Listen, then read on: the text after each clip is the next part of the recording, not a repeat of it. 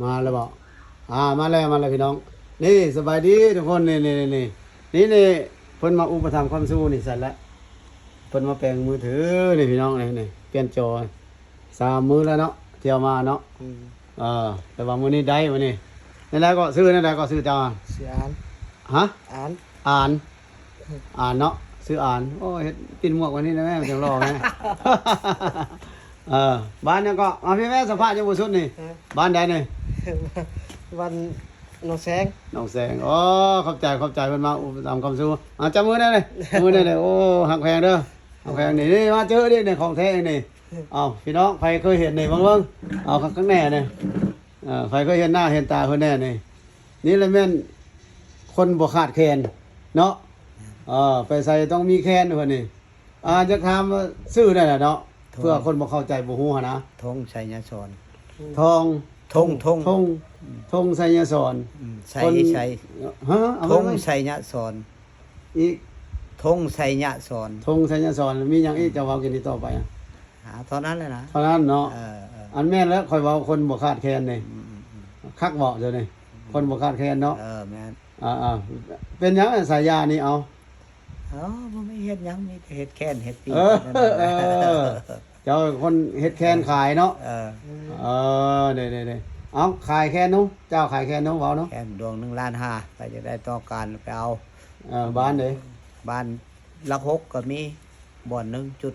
ที่มันแล้วก็ข้างวัดนั่นแหละเฮือนวัดข้างวัดไปแล้วถามหาแน่ใดถามหาเจ้าหาพ่อยาวก็ได้พ่อยาวเฮือนแม่แล่นั่นแม่แล่แถวหลัก6นี่ฮู้หมดหลัก6ฮู้แปะกับวัดรถเขาแพงวัดนั่นแหละวัดหลัก6แสดงว่าไปยามใดได้ยามนั้นโอเคนี่บ่คาดแค่นอีหลีบ่ได้เนาะแล้วบ่อนนึงเด้อยู่ไสบ่อนนึงก็ตาดนี่แหละบ้านตาดเนาะมองไข่บ้านตาดมองไข่ไปถามแน่ได้อีกอยู่นั่นอันเก่านั่นแหละเด้อหัวหน้าเด้อถามคือเก่าธงนั่นแหละเอิ้นลุงบ่หรือพ่อเฒ่าหรือเอิ้นอ้ายเด้อลุงพงยาว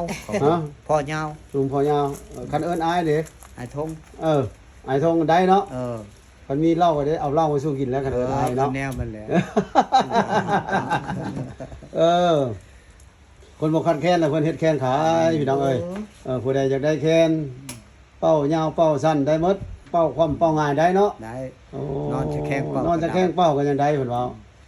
อันนี้ว่าเวลาผสมพันธุ์เราบ่ให้เป้าได้ยันลูกหลานงินโอ้คักคักแล้ววันนี้เพิ่นมีโอกาสมาเยี่ยมมายามพี่น้องเอ้ยเพิ่นมาซื้อโทรศัพท์ซอยได้ได้บ่แม่นมาล้าได้ได้เพิ่นจัดไปแล้วหน่วยนึงพี่น้องเอ้ยแล้วอยากให้พบอีกผู้นึงอีกนี่คนบ่คาดแค้นคือกันนี่เสี่ยวเพิ่นแม่นบ่เสี่ยวเหรอแม่นเสี่ยวใหม่ๆเนาะแกะกล้องบ่เสี่ยวยังฮ้อนๆอยู่แหละแต่พอสีคิวจะตรวจอยู่แกะกล้องเลยนี่พบกับเพิ่นนี่หลายคนก็ฮู้ได้นี่มาตามสายลมเพิ่นนี่สีตาลสีตาลเพิ่นนี่แหละเดี๋ยวโอ้ยไปแกะขี้ดังแม่เฮ้ยโอ้ยบ่ยอกเพิ่นพี่น้องเอ้ยแซวเพิ่นเนาะอันนี้แม่นหมอแคนสีตาลให้เพิ่นแนะนำตัวเองเพิ่นก่อนเอ้าเว้าเนาะชื่อนั่นน่ะแท้นี่สีตาลชื่อแท้เด้สีตาลชื่อแท้ก็สีตาลชื่อเข้าโรงเรียนเด้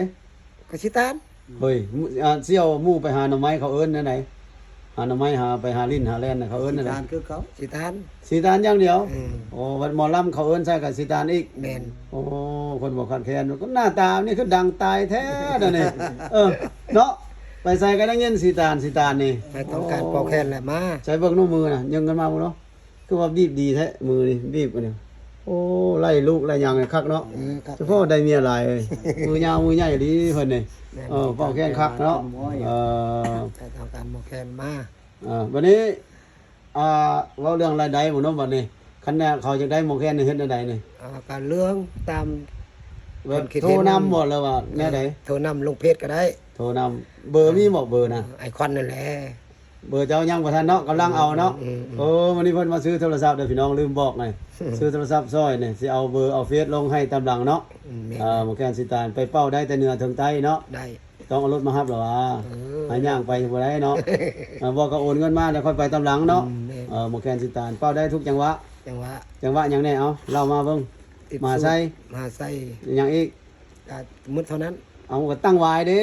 ตั้งไว้ก็ ได้บ่ ได้เล็กน้อย พรสวรรค์ บ่ได้ เฮ้ยเอาเว้าในนั้นว่านี่เอามาไหมเอาตัวถนัดที่สุดเลยแม่นหยังมหาไส เทเมย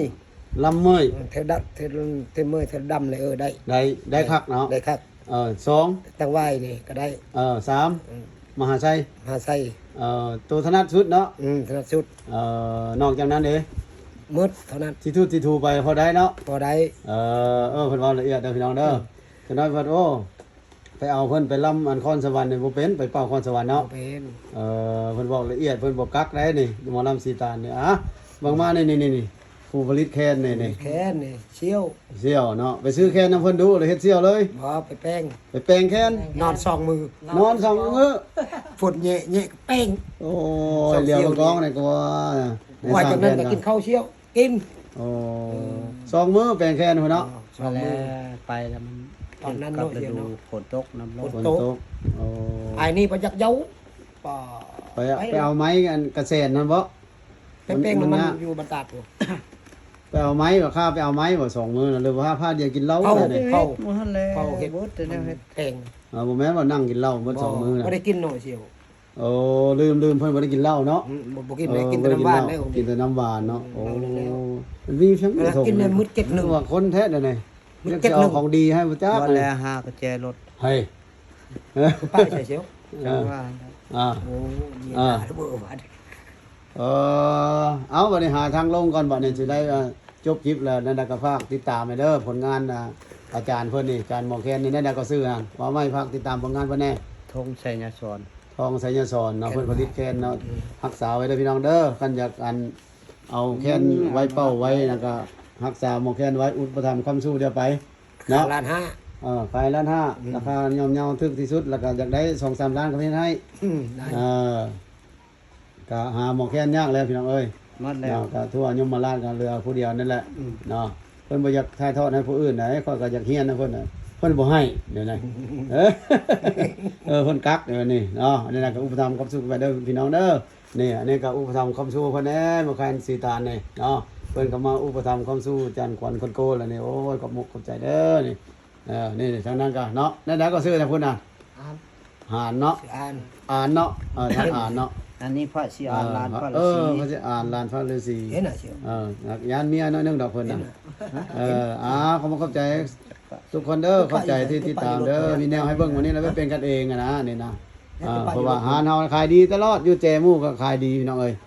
มีแต่ไอ้น้องมาอุปถัมภ์คำสู้นี่แหละคนกันเองทั้งนั้นน่ะมาอุปถัมภ์ นั่ นี่ นเลยหักแป้งเดียว โอ้ยขอบใจ